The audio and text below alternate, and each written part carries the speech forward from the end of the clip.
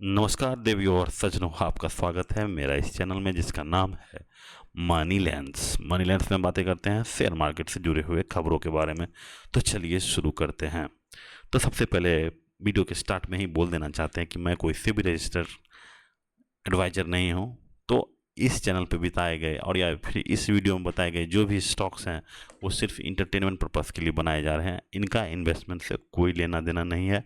अगर आप इस स्टॉक में इन्वेस्टमेंट करते हैं तो अपने जो फाइनेंशियल एडवाइजर हैं उनसे ज़रूर एक बार संपर्क कर लें। तो चलिए शुरू करते हैं। सबसे पहले अपने निफ्टी 50 का हाल देखते हैं।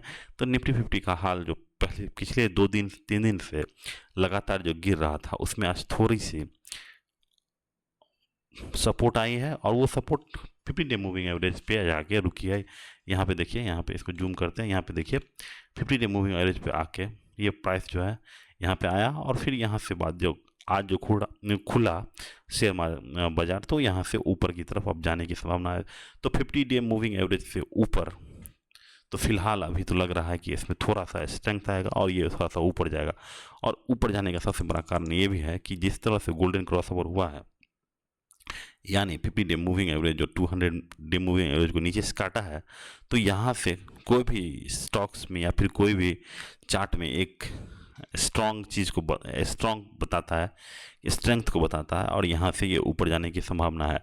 ऊपर जाने की जो भी संभावना थी वो आज जो है यूएस का जो इन्फ्लेशन डाटा आया है वो काफ़ी धूमिल कर दिया है, क्योंकि यूएस का इन्फ्लेशन डाटा जो है वो बताता है कि मार्केट में जो टैरिफ जो डोनाल्ड ट्रंप साहब ने लगाया है उसका अब असर दिखने लगा है। क्योंकि यूएस का इन्फ्लेशन इस बार 2.7 वाई ओ यानी ईयर ऑन ईयर 2.7 पे पहुंच गया है। यानी पिछले साल से यहाँ पे देखिए, इन 12th मंथ जून सीपीआई एडवांस 2.7 आफ्टर राइजिंग 2.4 इन मई, यानी मई में 2.4 ही था और जो बढ़ के 2.7 हो गया, यानी 0.3% का इस महीने में इंक्रीज हुआ है।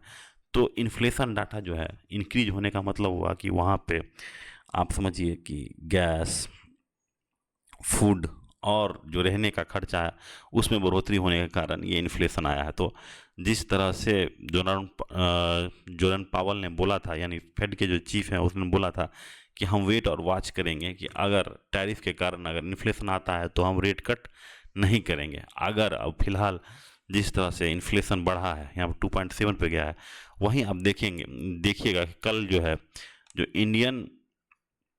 इंडिया का सीपीआई डाटा निकला था वो 2.1% था। यानी इंडिया का इन्फ्लेशन डाटा जो है यूएस से भी कम है। यानी इंडिया में क्या है, डिफ्लेशन है, मतलब सामान बहुत सस्ता मिल रहा है और यूएस में इंडिया के मुकाबले थोड़ा सा महंगा सामान मिल रहा है, इनका ये कहना है। तो लेकिन इन्फ्लेशन को एक और तरीके से आप सोच सकते हैं कि लोगों के पास पैसा नहीं हो तो क्या हो जाएगा कि सामान का भाव अपने आप गिर जाएगा, क्योंकि उस पास डिमांड ही नहीं रहेगा तो सामान का प्राइस। तो इंडिया में अभी यही हो रहा है कि कॉमन पीपल के पास, यानी कॉमन आदमी के पास अभी बिल्कुल भी पैसा नहीं है, जिसके कारण क्या है कि डिमांड जो है वो बहुत कम हो गया है और इन्फ्लेशन भी कम हो गया। इसीलिए कल जो सीपीआई डाटा इंडिया का था वो 2.1 था, वहीं यूएसए का 2.7 है। तो अब ये देखने वाली बात है कि यूएसए का इन्फ्लेशन जो है 2.7 है, उसके हिसाब से हमारा जो आईटी सेक्टर का भी जो रिजल्ट आया है, एचसीएल टेक या फिर टीसीएस, जो कि कंप्लीटली यूएसए पे डिपेंडेंट है अपने ऑर्डर बुक के लिए, उनका भी जो ग्रोथ है तो यूएस का इन्फ्लेशन को भी बीट नहीं कर पा रहा, यानी 1% 2% का ईयर ऑन ईयर जो टॉप लाइन बढ़ रहा है। तो एक्चुअली बताता है कि हमारा जो आईटी सेक्टर है वो काफ़ी कमज़ोर हो चुका है। और यूएस इन्फ्लेशन का अब डाटा जो आया है 2.7, यानी इन्फ्लेशन बढ़ा है टैरिफ के कारण। तो अब जो है क्या, जो 26 तारीख को जो फेड का जो मीटिंग होने वाला है जिसमें डिसाइड किया जाएगा कि रेट कट होगा कि नहीं होगा।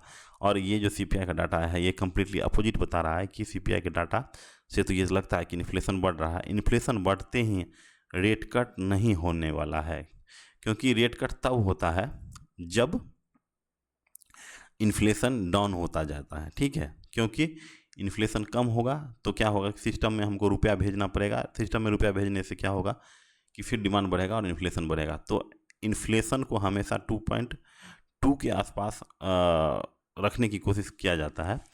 तो अभी फ़िलहाल जिस तरह से इन्फ्लेशन बढ़ रहा है, तो फिर जिस तरह से थोड़ा दिन पहले आप लोग देखे होंगे कि फेड चीफ के द्वारा बताया गया कि इस साल 3 रेट कट होगा, और फिलहाल 26 तारीख का जो बात है उसमें मुझे नहीं लगता कि कोई रेट कट होगा। तो अगर रेट कट नहीं हुआ तो इंडिया के जितने भी आईटी सेक्टर की कंपनियां हैं वो तो वैसे भी नीचे जा रही हैं, और जितनी भी एनबीएफसी या बैंकिंग शेयर हैं वो भी गिरेंगे अगर रेट कट नहीं हुआ तो। क्योंकि कम रेट कट होने से क्या होगा कि इन लोगों को सस्ते दरों पे लोन पे पैसा आराम से मिल जाएगा, तो और वही रुपया क्या होगा आगे ट्रांसफ़र करेंगे। लेकिन अब ये चीज़ फ़िलहाल दूर की कौड़ी दिख रही है। जिस तरह से सीपीआई डाटा आया है वो तो यही बता रहा है कि अभी फ़िलहाल रेट कट नहीं होगा, और जिस तरह से हमारे बैंकिंग शेयर में और एनबीएफसी के शेयरों में जिस तरह से हर कोई 20 से 30% जो है अपने लोएस्ट पोजीशन से ऊपर चले जा रहे थे, अब फ़िलहाल वो कंसोलिडेशन फेज में चले जाएंगे, क्योंकि रेट कट इस बार में जो 25 तारीख का फ़िलहाल नहीं होगा। तो ये सब बातें जो हैं, इन्फ्लेशन की बातें, डाटा जो है, ये सिर्फ आपको इसी चैनल पे मिलेगा, और इससे आपको इन्वेस्टमेंट करने में काफ़ी मदद मिलेगा। तो ज़रूर ही हमारे इस चैनल को लाइक कीजिए, शेयर कीजिए और सब्सक्राइब कीजिए। Thank you, have a nice day.